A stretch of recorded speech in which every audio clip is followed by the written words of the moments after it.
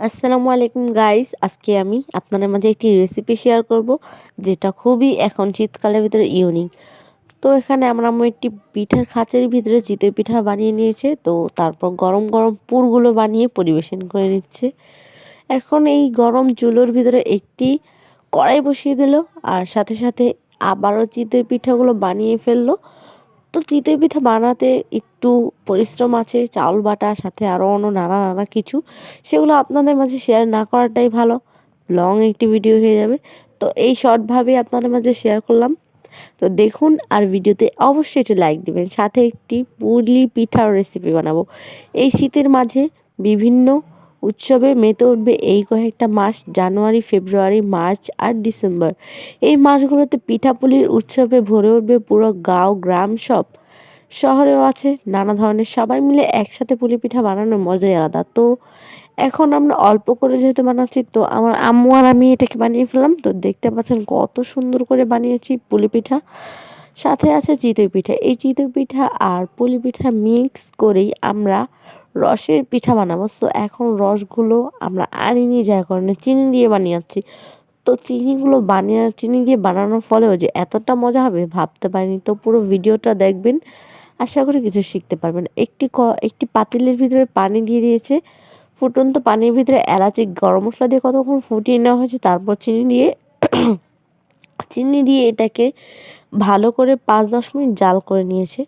এরপর দেখতে পাচ্ছেন এখানে বানিয়ে রাখা কতগুলো চিতই পিঠা আর পুলি পিঠা, সেগুলো ভালো করে কেটে নিয়েছে আমার আম্মু।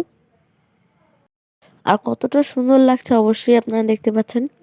তো হঠাৎ করেই রাত্রিবেলা খেতে ইচ্ছে হলো পুলি পিঠা সাথে চিতই পিঠা। তো চিতই পিঠাটা আমরা এভাবেও খেয়েছি, সাথে এভাবে রসের ভিতরে সবগুলো এখন আস্তে আস্তে আস্তে আস্তে দিয়ে দিয়েছে। এটা হচ্ছে চিনির রস।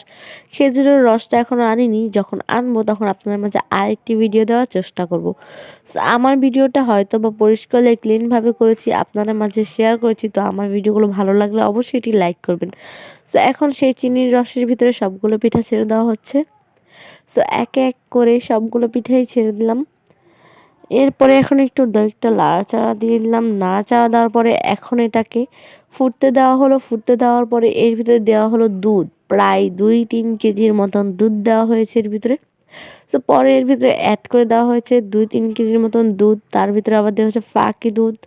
সো ফাঁকি দুধটা আমরা একটু পরেই দেবো, এখন এটার কালারটা বোঝা যাচ্ছে না, তো পরে বোঝা যাবে।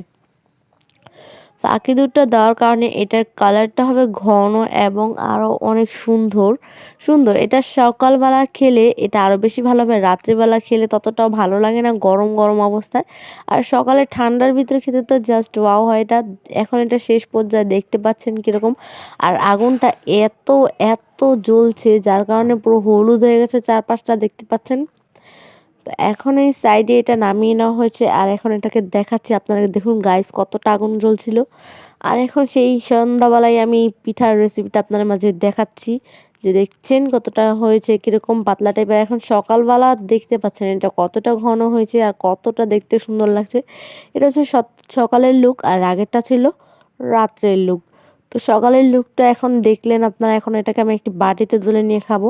তো অতটা আমি খেতে পারবো না, আমি মিষ্টি খুব কম পছন্দ করি, তাই এটা একটি বাটিতে নিয়ে নিয়েছি একটা পিঠা। তো এটা খাবো বিসমিল্লাহ বলে, তো বিসমিল্লাহির রহমানির রহিম বলে খাওয়া শুরু করলাম। এখন খাওয়ার পর বুঝতে পারলাম যে এটা এতটা এতটা মজা হয়েছে। সো আমার মায়ের হাতের রান্না দেখে কি এত মজা হয়েছে আমি তো বুঝতে পারলাম না। আর আপনারা বলবেন আপনাদের বাসায় কি এরকম পিঠা বানানো হয়, তো আমাকে বলে জানান। আর আমি এখন পিঠা খাই, বাই।